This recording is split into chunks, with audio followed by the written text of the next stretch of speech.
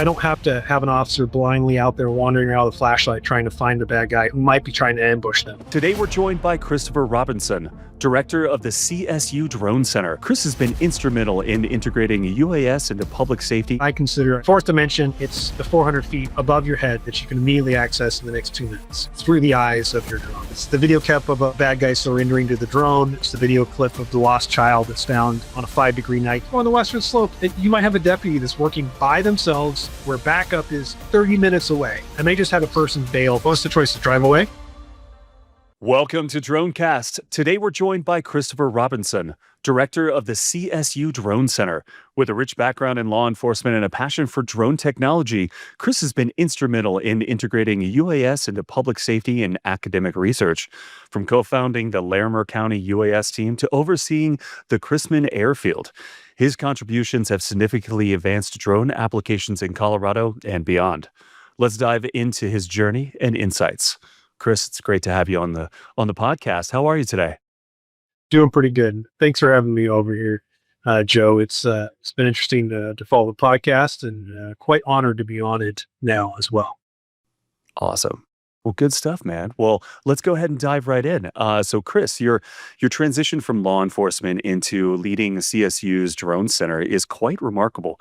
Can you share how your experiences have shaped your approach to drone integration in public safety and education? Yeah, absolutely. And I mean, it is quite a transition if you think about it. I spent 20 years as a law enforcement officer, and the last 4 of that was doing security and event planning for Colorado State University and setting up their 40,000 person stadium and all the security protocols. And in that time, I got heavily into drones, as well as working with Larimer County Search and Rescue, just kind of seeing, like I think a lot of people did early on, of, hey, we can have access to 400 feet above our heads in minutes now. We don't have to pay a helicopter pilot, and we don't have to incorporate an airplane. We can just get there and see above us. And from the law enforcement perspective, and the search and rescue perspective, and a first responder, that's an amazing piece of access to technology. It's something when I started as a cop, never even entered into, that OODA loop process of decision making of, oh, what if I could see this crime scene, or look for a person out there in the woods, or look for someone who ran from me from her car stop. Like, this new access to technology has really got me into it. I didn't dream it would take me here. I figured I'd do the thing where I'd be 30 years as a cop and old and grizzled and, angry at the world, and retiring to some cabin somewhere. But after doing drones for 4 years and finding in 2018 CSU needing this director position, and they came along and said, hey, would you like to help start this center? And by the way, you don't have to wear hot Kevlar anymore, or have people shoot at you. And I was like, hey, this sounds like a deal if you pay me the same money. And they're like, go for it. So the transition's been really interesting.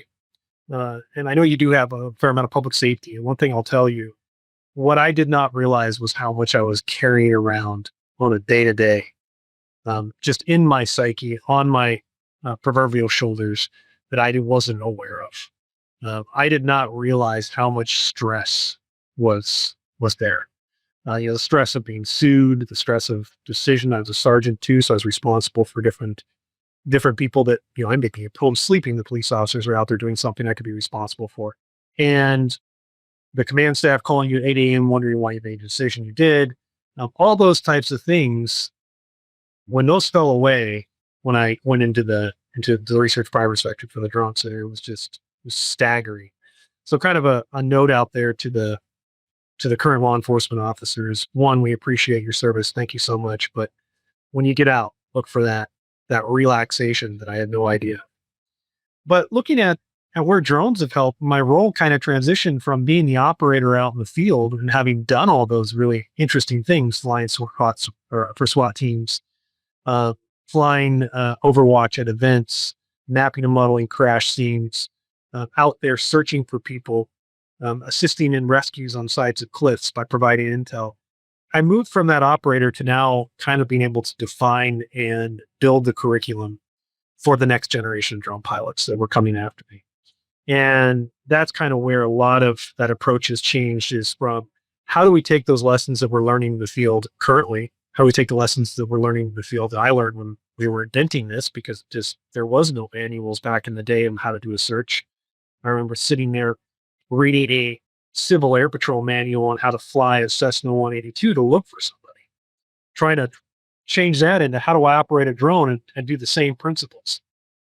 And so our approach now has been getting hands-on experience for the operators before they enter the field and offering the best training that we can and being advocacy for the law enforcement officers, the fire personnel, and the search and rescue personnel to have this tool. It is a tool. It doesn't solve everything. Readily and accessible for them to have the skill set to be able to deploy it quickly in order to save lives. And that's what's fun. Is we run a Part 107 school. So we do a 5-day course, which is about learning all the 107 material, but also learning to properly fly drones. And we get a lot of reports back from law enforcement, and it's usually a video clip. Hopefully it's okay to send them to us, but it's the video clip of a bad guy surrendering to the drone. It's the video clip of the lost child that's found on a 5-degree night here in Colorado. And, we count those as just wonderful opportunities that we were able to train those pilots to go out there and save those lives or, apprehend the suspect, and vice versa. So the approach really has changed the education.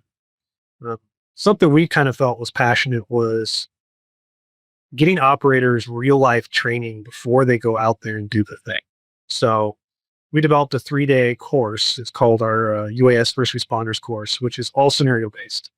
So if you're sitting in the classroom looking at a PowerPoint for more than 2 hours per field day, we have failed. Our goal is to put drones in your hand and have you fly over live actors that are controlled throughout a scenario, to go do a search, to do an overwatch situation, to do a bailout from a car, go track those people, work and communicate over radio channels on how to get that information that you're getting from your drone and bringing it to the operators in the field or to command staff to make decisions. So it's really been a shift in not as much field work, which that's the fun part. I do a lot of research field work, to more of the education and advising and helping the next generation of operators move forward with drones. Nice. Chris, this is awesome. And I love hearing this whole story and also the aha moments of moving from officer and then moving into where you are now. I love hearing this, and I want to even dive in more, like what is that moment you first picked up a drone too? But a couple other things to state. I know I've been up there to the airfield that you have, and when we say airfield, everyone thinks of large full-size airplanes, but this is a drone airfield, right? Could you tell us a little bit more about this? It's an interesting airfield for sure. And I'm a bit of a historian. So I'll give a little bit of a history lesson about the airfield. So the airfield is named Chrisman Airfield, and it's named after Lieutenant Colonel Burt Chrisman, who was an AVG flyer. For those not in the know, the AVGs actually was the formal name of the American Volunteer Group, also known as the Flying Tigers. And so they were the first group and first real air pilots from America to engage the Japanese in World War II.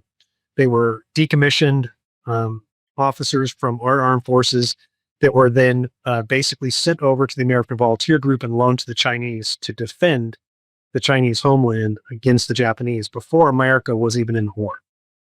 And Lieutenant Kurtzman was one of those. Sadly, he was shot down and killed in 1942 on January 23rd. That was the third airplane he bailed out of and did not make it the third time. So the airfield was established in 1928. It's Fort Collins' original airport. It originally had 5 runways. Now it's down to one strip of asphalt, which is 2 runways. And it is 400 acres of space. And the nice thing is, because it's an airport, it's kind of been protected from development. So there's not a lot of development. There's a fence around it. It's Class Gulf airspace. There's solar panels next to it. There's a cell phone tower on site.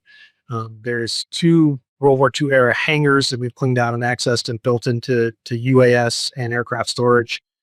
And it really, when I came in 2018, was kind of just sitting there. The university is kind of like, we don't really want to let this thing be an airport anymore. But it's here. It is officially an airport. No one's really looking after it. And I said, that is the perfect UAS test ground. we get to go out there and do whatever we want. And we've got a 4,000 by 60-foot runway where we can drive vehicles, we can fly drones, we can have events, and we've got all this field and terrain, and we even have some research forests nearby that we can fly over. And so what we initially developed Chrisman into was a UAS, informal UAS test site. We were too late to the game to establish ourselves as a formal test site with the FAA. Someday, if they open that back up, we will certainly, hopefully, apply to that and be selected. But we developed it as a place where you could come fly your drone in a safe manner. We even developed some waivers with the FAA for beyond visual line of sight and higher altitude at the airfield. And you could train, research, and we kind of saw as if you build it, they will come approach. Where if anybody wants to come play and work with their drones on the site, they can do it and turn it into a UAS airport.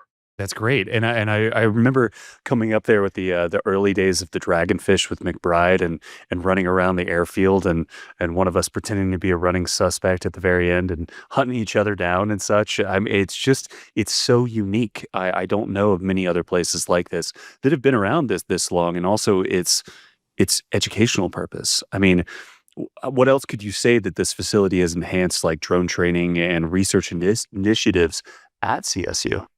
Tremendously so. And I'll share a funny story about recently. So I actually train on the Dragonfish. I train people on it. We're lucky to have one here now. And I was doing a training recently for one group, and I got to the point where I called soloable.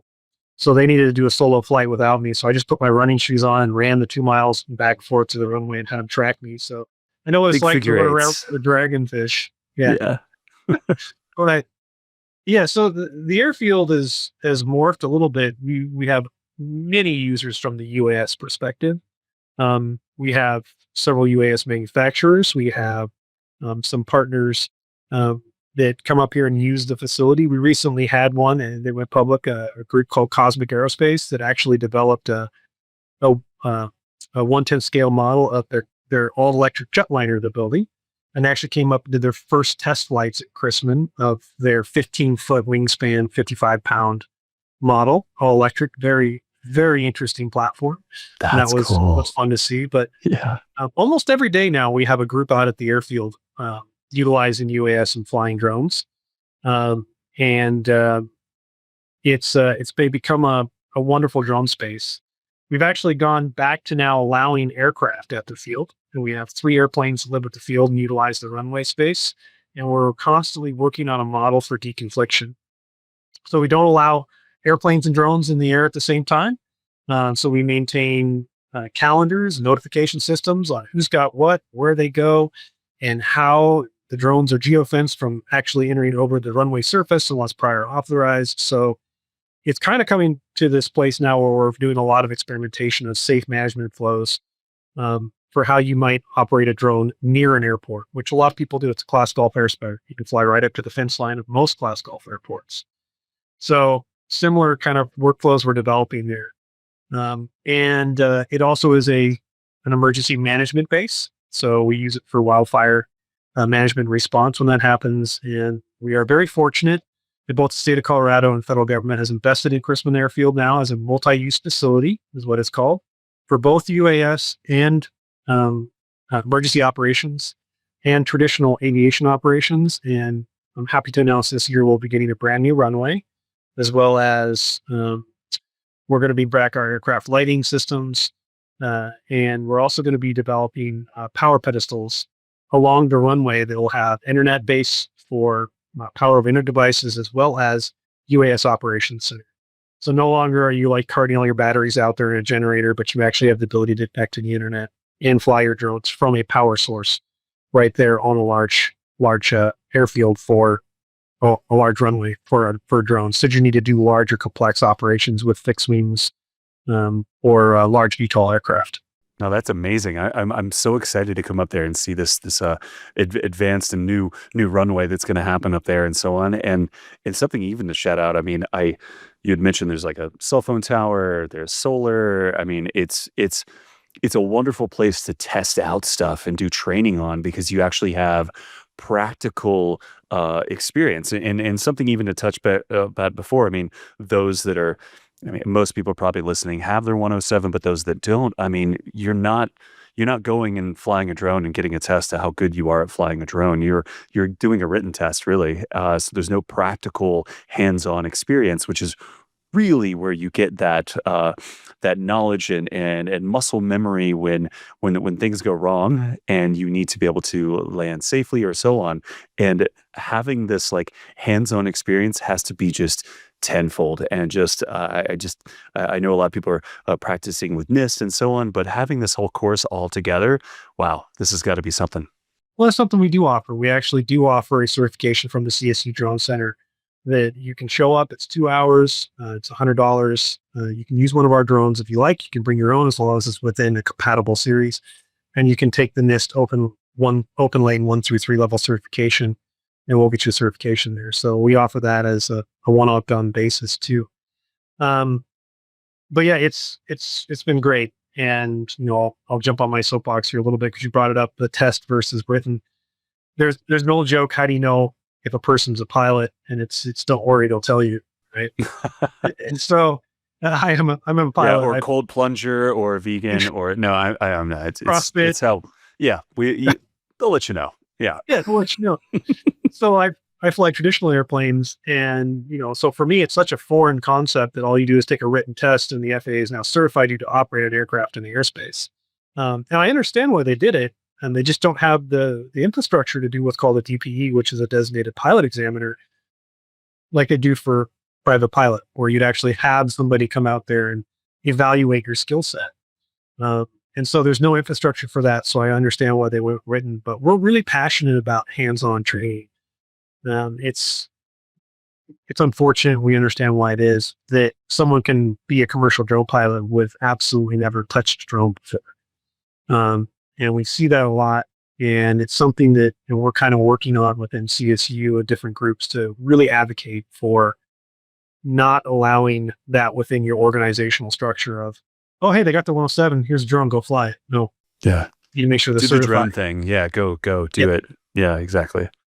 So that's a big piece that we're advocating for, some sort of physical skill set check. And that's really got to come from the insurance agencies or the agencies themselves that are letting these things go out in the field. So now let's back up a little bit too, and maybe even like in your experience, like in law enforcement with this, where was a moment, I know you were very involved in bringing drones into emergency response. Can you discuss a notable instance where, say, drones significantly impacted a public safety operation? Yeah. There's a bunch. I'm picking a couple, and some of them I'm like, ooh, can I tell that story? It's a good story. True. Right. I had a really interesting aha moment. And I was flying for a local SWAT team. And the SWAT team was integrating, kind of looking at this new technology. And back then, this is pretty early on, we had this brand new drone. It was super sophisticated. It could fly for 15 minutes. It had a great camera on it. It actually had a 3x zoom if you got the right lens and put it on it. We were super excited about it. They were rumored that a thermal camera was coming for it. It was called an Inspire 1. Whoa. And yeah, actually, I still have 2 of them floating around the office. We still fly them every once in a while. Those batteries are worth something, man. If you ever... Yeah. That M600 batteries. Oh, yep. Yeah, you can sell those for a pretty penny if you got good ones. That's true. So we had this new Inspire 1. I was working with the SWAT team, and there was a gentleman in the woods who was trying to get away from him. He was at this place. He was hiding there. He had a warrant, and wasn't a very nice fellow. And they wanted to get eyes on this person ahead of time. And so I flew the drone in there, and as I got in there, he picked it apart, because if he flew the Inspire 1, they were pretty noisy drone.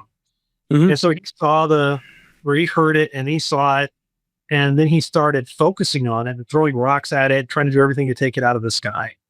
And they've been trying to apprehend this person for a while. And the SWAT commander was nearby, and I was like, hey, aha moment. He is focused on the drone. Right.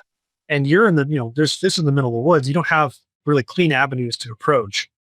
And I bet that thing's making a lot of noise. I'm like, I got to swap batteries, but on the next battery swap, if you get the team ready, I can fly in there real low, get him to focus on me. He won't hear your team because of the drone, and we can use it as a distraction also as an intelligence gathering tool. And it worked very effectively. And that was one of the aha moments. And uh, sharing an early one, we had a search and rescue. I mean, just even to add to this, Chris, I know it's funny how like everyone there's a lot of people in the drone world are like, oh man, like that drone's way too loud, or that drone's like, flying over a park and it's taking away yeah, all this stuff. It's like too loud, but whoa, here we go. We found a way to make that actually be a positive here. So kudos to you. That's great. We can get the person to focus on that and increase officer safety and the ability to then actually get to a situation by using the noise as the cover. I mean, it was a great shot in the end. You could see the teams approaching from behind the individual while he's literally trying to build a slingshot, take me into the air with rocks. Did you put the Bad Boys theme song to the drone footage? I wanted to so bad, but I couldn't keep the footage. It was part of a case. I know that Yep. case has been long adjudicated. That's why I feel comfortable sharing that story. But it was interesting to see the teams approaching from behind while he's sitting there focusing on it. And you're like, oh, this is going to work just because the noise coverage, the distraction, things we didn't even think about when we were just like, hey, this is just an intelligence tool to see where this person is. Yeah. And happy to share another one if you want, or we can move Yeah, on. please. We had another one where I'm part of a local search and rescue team. And we had a gentleman who had gotten up on a very high rock. You might know it actually if you're from Port Collins. It's called Gray Rock. And so for those that aren't from here, Gray Rock is about a 3.5-mile hike up a very steep trail. And the last bit is pretty rocky. Once you get to the top, it's a wonderful view. Well, this gentleman had happened where he'd come down to a location and he got what happened was called cliffed out. So he went down a location, but he couldn't get back up because it was too steep. And he's over a 300-foot precipice drop here on the side of Gray Rock, and hence the 911 call. And so really the only way to get him off there is to go up there, build a rope system and rappel people down to him and then bring him back up. But there's a lot of unknowns because you're looking down at the subject from the top or straight up from below and you can't see straight out. And so this was in early days, and I had this newfangled Phantom 3 in a big metal case with some batteries.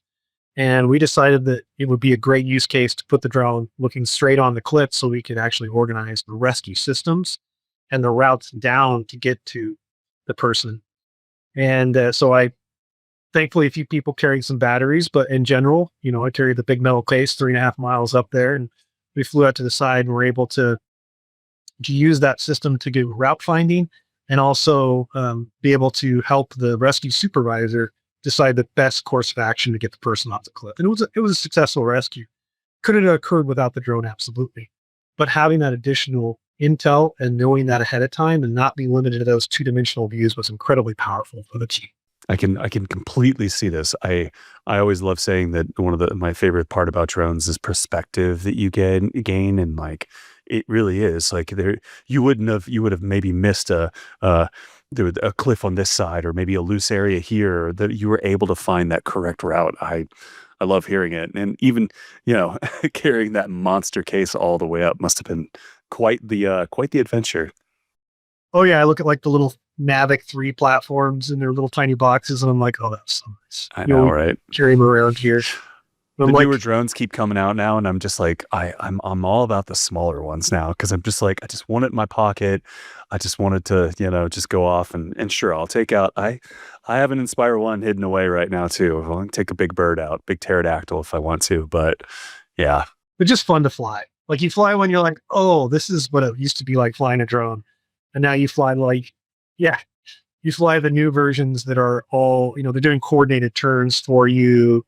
The tuning is so good on them. And you're just like, I've been flying a flip around because it's just so easy and just hand launching it and just forgetting about it and letting it just follow you. I'm like, if this is what this is now, like what the curve of technology what we're going to see here shortly is just going to be, yeah, wild. absolutely. Yeah. Now, you had mentioned this the prototype aircraft that came to the airfield and did some research and such there. What other collaborations with researchers has the center been a part of? And can you highlight maybe a project where drone technology played a pivotal role in academic research? How long is your podcast?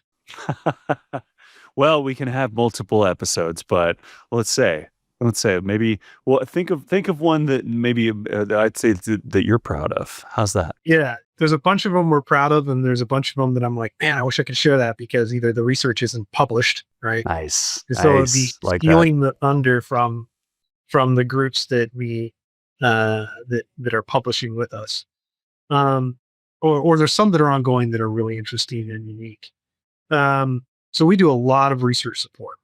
So it could be, and we work with a variety of researchers. So typically when you think of research, you think of CSU or you think of educational institutions. But there's a lot of private research that goes on as well. Both in the AI industry right now, there's a lot of research being done there. In the Department of Defense, there's a lot of researchers that may be independently working for companies on new solutions for DoD applications. In uh, the nonprofit world, there's a lot of research going on into conservation and potentially erosion management, things like that. The one of the biggest, easiest things that we do with support research is spatial mapping, 3D mapping, two-dimensional mapping, building point clouds. It really could be the gamut of that. And that could be from agriculture mapping, so looking at agricultural trials where we may be inducing disease or drought and looking for different strains, and we're using test plots, so we're using multispectral. We're now supporting hyperspectral. We're even looking at how we might use LiDAR to measure plant height. Things like that in the UAS world are big, easy things that we do all the time. That's going to sync really well with like the agriculture department at CSU because I know that's a Very huge deal, right? Yeah, I'm actually waiting for a call from one of our techs who is out flying a mission right now doing or hyperspectral. We're the first to see, Nice. seeing how it was going for him. That was something earlier I did in oil and gas was doing like vegetation, like analysis and like knowing how much and what kind by the amount of chloroplast by using all like or even like I did something with a couple wine producers where I was finding hotspots and such. And it's just it's such a cool thing. Like sprayer drones, the whole concept. I mean, we're getting even more like farmers are getting cooler and techier and more like steampunk in the way. It's pretty cool. So Yeah, it is. Some research collaborations that are interesting and unique that we've got to work on. We currently have a system that we're working on a research project that's looking at smoke particulate sampling. So actively flying a drone in a smoke plume for wildfire, so we're able to know what the particulates are in that wildfire smoke, and then being able to estimate the downrange impact that will have on a population. So there's both the what is in the smoke, but also where the smoke's moving and how the smoke's moving and what that might influence you 10, 20, 100 miles down the way, what that health impact might be. And so that's been a very interesting project. We have 4 different sensors flying on that system. We're using an Aurelia X6 Pro hexacopter. And so we've been now flying on car fires at fire training centers to slash burn piles in the mountains. We're still trying to get on a full controlled burn. It's very complicated to get on a controlled treatment burn, but we got some inroads so that we might be able to do that. Another really fun research project that we're currently working on is what's called our SIT site. We're actually building a site for underground imaging technologies. So we call it the Subsurface Imaging Technology Test Site. And it's really about UAVs and robot-enabled technology to find items just below the surface or subsurface down to about 1 meter in depth. And so the whole concept of that really is about what we call UXO, or unexploded ordnance, or demining operations. So how do we find landmines with drones? The traditional way is someone out there with an electromagnetic metal detector, right? Very dangerous if it's not done correctly. Or ground robots, which also, they're effective, especially some of them we use, but if they find the mine the wrong way, they're no longer very effective, and you have a very expensive robot that's no longer a robot anymore. right. So we have a site we've now built that has 25 simulated objects in it that all mimic 30 millimeter, 60 millimeter, 105 millimeter shells. They're not real shells, but they're industry standard objects that have the exact same magnetic resonance of those. And we're currently working on GPR technologies and aerial GPR, as well as ground robot technologies, to be able to locate those items in three-dimensional space and time and be able to categorize them, minimize false detections, and be able to say what they are. That site is expanding. We're working currently on building a landmine course for AI detection, so strictly using drones to fly over an area and create what everybody in the industry knows, a two-dimensional data set that then AI will go through and harvest and see if it can pick out some of the more surface level mines that you're seeing in Ukraine, like the PFM1 systems, the Dragon Tooth, those types of things that are scatterable mines. Can we locate them with AI, know exactly where they're at, and then we can determine what that demining course is, whether it's a flail system or whether it's some other method to get out there. So that's a site we're actually building at Christman as a research, a kind of partnership program we're doing with a couple different corporations and groups that are interested in that. We're kind of co-working to build that. So site version 1 is built. We're working on site version 2, which is more about UXO and landmines. So a couple different interesting research programs. A lot of what we do is take drones and add things to them, modify them for a research mission, whether it's atmospheric sensors, sampler sensors, or just scientific. We do a lot of wildlife biology research as well. So seeing if we can use drones to kind of start taking over some of those very dangerous roles in helicopters, where you have a low-flying helicopter trying to estimate like an elk herd population. Yes. They round them up, and then they actually use an observer to try to count the number of elk out there and differentiate between juveniles and females and males. Can we do that with drones using thermal technology in a much less invasive? And can we do it using AI to potentially do the counts and get a more accurate count of those biologicals? So we're doing a lot of research in that space right now. Matter of fact, you probably saw an interesting video I posted using a Skydio X10 where we found a mountain lion. That was actually where we were doing work on. We were actually testing the X10 because we've been flying the 350 and the Dragonfish for these, and we wanted to test the thermal camera and start gathering some data on what deer look like. And so we were in a very dense population of deer that we know about up here, and that's where we caught that mountain lion stalking the deer. So it's quite interesting to use the system for that. Yeah, that was an excellent. Yeah, I loved what you posted. It was really, really interesting, and actually we'll have to maybe even take this offline. But I even helped with a group down in the Everglades trying to round up pythons and such, and like how many iguanas were in certain areas, and kind of gave up because they're just rampant. But it's just there's so much use case that we haven't even thought about, even though for drone and drone technology, and then bringing in other pieces of technology like you're talking about, a new payload or just a new integration of a software. And it's individuals like yourself and the Christman Center that are constantly pushing that forward. And so love that.